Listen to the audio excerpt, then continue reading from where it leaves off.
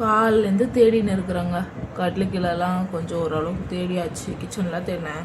என்ன தேடுறேன்னு பார்த்தீங்கன்னா, வெள்ளி விற்கிற வேலைக்கு பாருங்கள், இந்த பொண்ணு வளையல் தெரியுதுங்களா, ஒரு கையில் இருக்குது ஒரு கையில் இல்லைங்க. நான் நேற்றுக்கு மிட்டு அந்த பறவை இறந்துச்சுன்ற கவலையிலே எனக்கு நேற்றுக்கு நாளே சரியாக போகலை. பார்த்தா இன்னைக்கு காலையில் எழுந்து பார்த்தா ஒரு கையில் வளையல் இருக்குது, ஒரு கையில் காணுங்க. அடி மேலே அடி மாதிரி இருக்குது, எனக்கு கடுப்பாகுது. சரி, நம்ம வந்து சாமி வேஷம் போடலாம், ஏதோ சுமாராக நமக்கு தெரிஞ்ச அளவுக்கு போடலாம் அப்படின்றதுக்காக எடுத்தா நீங்கள் நைட்டுக்கு நோண்டிட்டு இருந்தேன். சரி, இதில் கழட்டி போட்டாலோன்னு சொல்லிட்டு இது லைவாக இப்போ நான் எடுக்கிறது தான். சரிங்களா, இப்போ தான் தேடின்னு இருக்கேன் நான். இதில் காய்ச்சா கூட நல்லாயிருக்கும். வெள்ளி விலையும் ஏறிடுச்சு, கோல்டு விலையும் ஏறிடுச்சு. இந்த பசங்களுக்கு கஷ்ட நஷ்டமே தெரிய மாட்டுது. கடைக்கல்னா இந்த அம்மாக்கு இன்னுமே எதுவுமே போட போகிறது இல்லை. அந்த வலையில கூட கால்ட்டு பீரோவில் வைக்க போகிறேன். ஒரு பிரச்சனை மேலே ஒரு பிரச்சனைங்க. இது வந்து இவ்வளோ இருக்குது. இதை கொட்டி பார்த்தா தெரியும். ஒன்று போனால் ஒன்று வருது. ஆனால் வண்டி மட்டும் கரெக்டாக சொல்லியிருந்தாங்க. ஆட்டோலாம் வந்துட்டு நீங்கள் வாடகைலாம் விட்டுறது அதெல்லாம் வந்து வேஸ்ட்டுமா. பார்த்தீங்கன்னா வெள்ளி குங்கபாரணை இது சாமி ஆண்டை வச்சுருந்தது எங்கே எடுத்து வந்து போட்டு வச்சுருக்கா பார்த்தீங்களா. நான் பார்த்துக்கிறேன், நீங்கள் எடுக்காதீங்க, கை வைக்காதீங்க. கரெக்டாக சொல்லியிருந்தாங்க. வண்டி வந்து மேக்ஸிமம் விற்றுடுங்க.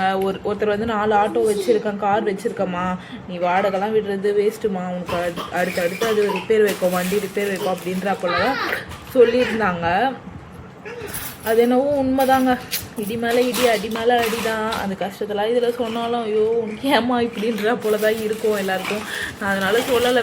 வளையல் தேட ஆரம்பித்தேன்ல நான்.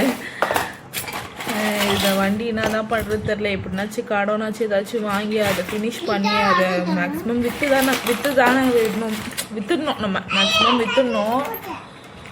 அதுதான் பெஸ்ட்டு. எல்லாருமே சொல்கிற மாதிரி விற்றுடணும், அதுதான் பெஸ்ட்டு. வாடகைலாம் விடுறது வேஸ்ட்டு. அது மட்டும் ஒன்று நல்லா தெரிஞ்சுக்கிறேன் நான். இவ பாருங்க, இந்த பித்தளை வளையல் எடுத்துட்டு வளையல் கண்டுபிடிச்சிட்டாலாம். இவ வேற எனக்கு கடுப்பு ஏத்துறாங்க. இதை வந்து பிறந்த கையோட அது வாங்கணும், படிச்சா நல்லா இருக்கும். எனக்கு என்னவோ மைண்ட் செட் இதில் தான் பாப்பா கழட்டி போட்டிருப்பான்னு தோணுது. ஏன்னா கையை விட்டுலாம் கழட்டி வர அளவுக்கு லூஸ் கிடையாது அந்த வளையல். யாரும் எடுக்கவும் மாட்டாங்க. பெருசாக எங்கேயுமே யார்கிட்டயுமே விட மாட்டேன். அம்மா கிட்ட மட்டும் விடுவேன். கூட கூப்பிட்டு போயிட்டு வந்துடுவோம் எங்கேனாச்சும் போகிற மாதிரி தான். கிடச்சிச்சுங்க பார்த்தீங்களா, இதில் தான் இருந்திருக்கு.